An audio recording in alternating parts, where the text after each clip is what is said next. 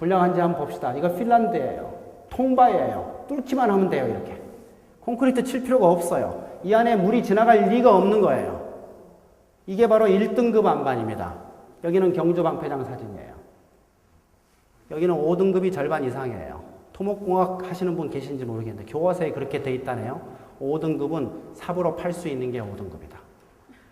5등급이 절반 이상이에요. 보십시오. 경주 이만큼 땅이 젖어 있죠? 여기 지금 좀 덜 젖어 있죠? 콘크리트 쳤죠? 여기 젖어 있죠? 여기 젖어 있죠? 누가 오줌 넣었나? 뭡니까 이거? 동네로 지하수가 굉장히 많이 흐르는 겁니다. 콘크리트로 막고 있는데도 이를 뚫고 들어오는 거예요. 이 물이 이렇게 와서 여기 모여 있어요. 여기서 지금 펌프로 퍼냅니다. 하루에 4,000톤 나와요. 올림픽 수영 경기장 2번 채울 수 있는 양이에요. 하루에. 그 정도가 지금 콘크리트를 쳤음에도 불구하고 뚫고 나오는 물이 그만큼이에요. 여기는 생수 공장 했으면 대박이 났을 거죠. 물 질도 좋아요. 토암산에서 그대로 와요. 투수성.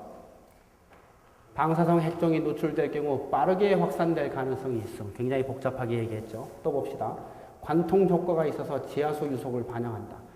하루에 1,000톤, 3,500톤 정도 나온다. 어떨 때는 1,000톤 나오고 어떨 때는 3,500톤 나와요. 3배 이상 움직여요. 이거는 변동이 큰 겁니다. 그리고 이렇게 얘기합니다. 사일로 부지의 투수성이 전반적으로 낮다고 단정하기 어려움. 굉장히 복잡하게 얘기했어요. 간단히 얘기하면 물이 많다 이 말이에요. 지하수가 많아요. 그리고 그 지하수 속도가 하루에 7.5m 움직여요. 쫄쫄쫄쫄 바위 틈을 사이사이로 이렇게 지나가는 그 물이 하루에 7.5m예요. 그러면 1년, 2년이면 그 동네 전체에 퍼질 수 있는 정도의 조건인 겁니다. 과기부 고시를 모두 위반하고 있어요. 그래서 이 그림은 제가 그렸습니다. 동해바다, 안반 중에서 5등급이 절반 이상이라고 했죠. 여기에다가 사일로를 만듭니다. 사일로라고 하면은 방패물을 집어넣는 창고예요. 그 창고를 사일로라고 부르더라고요. 사일로. 이 주변을 지나가는 물, 하루에 5,000톤이 콘크리트를 뚫고 들어오니까 콘크리트 밖에 그냥 지나가는 물은 얼마쯤 될까? 한 10배 되지 않을까요? 4만 톤, 5만 톤 정도의 물이 지나간다라고 저는 봅니다. 물이 이렇게 지나가요. 공사를 용케 다 했어요. 사일로를 만들었어요. 이 안에 10만 드럼의 방패물을 집어넣었어요. 그럼 이 지나가는 물들은 어떻게 됩니까? 거대한 사일로를 만나요. 이게 높이가 50m, 20층 아파트 높이에요. 그리고 지름이 30m예요. 기둥이 없어요. 원통형으로 만듭니다. 엄청난 구조물이에요. 그 동네를 지나가고 있는 물이 사일로를 만나요. 이 물이 어디로 갑니까? 위로? 밑으로? 어디로 가요? 사일로 벽을 타고 흐를 수밖에 없겠죠? 그렇게 몇 년 지나면 사일로 주변은 물길이 생기겠죠? 됐습니까? 그걸 이렇게 얘기할 수 있나요? 사일로가 물에 잠긴다. 그렇게 얘기할 수 있습니까? 그렇게 얘기할 수 있어요. 사일로 주변은 물이 지나가는 길이 되는 겁니다. 사일로는 물에 잠깁니다. 그래서 이 사일로라고 하는 이 콘크리트 창고에 60cm 두께예요. 거기에 금 가면 물 들어갑니다. 바로 들어갑니다. 그러면 그 안에 뭐 들어있어요?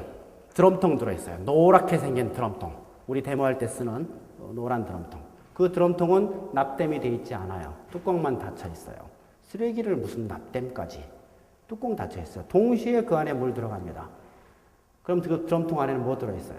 방사능 들어있어요. 그 방사능이 솔솔솔 녹아 나오죠. 그래서 1년, 2년 지나면 이 사일로 안에 들어있는 그 물, 방사능이 우려진 그 물이 이 안에 꽉 차게 되고 여기에 금이 툭 가면 그 물이 쫄쫄쫄쫄 나오기 시작하죠. 그래서 이 안에 있는 물이 다 한 번 나오는데 처음에는 2년, 3년 걸릴 거예요. 그렇지만 두 번째 헹궈질 때는 여기 금이 좀 더 가겠죠? 그래서 1년 만에 한 바퀴 돌고 그 다음에 6개월에 한 바퀴 돌고 그 다음에 2개월에 돌고 다음에는 일주일에 한 바퀴씩 돌죠?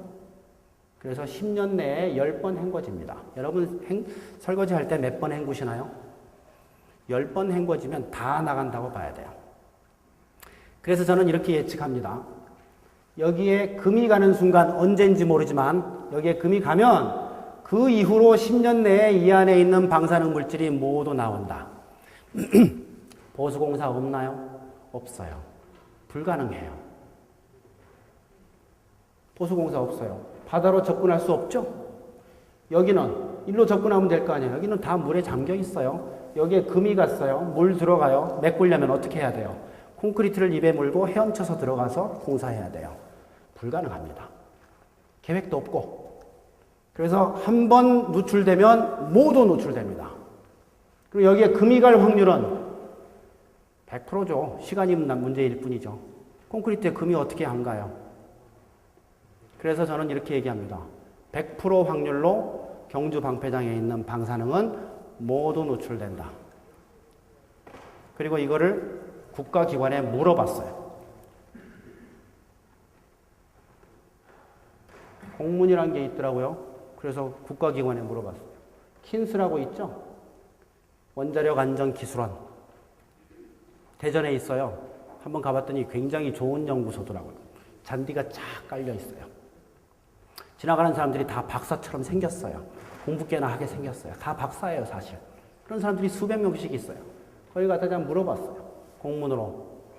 제가 물어봤습니다. 방패장에 물이 들어와 이 물을 통해서 방사능 물질이 사일로 밖으로 이동하면 유출 사고라고 볼 수 있냐? 그랬더니 답이 재밌게 왔어요.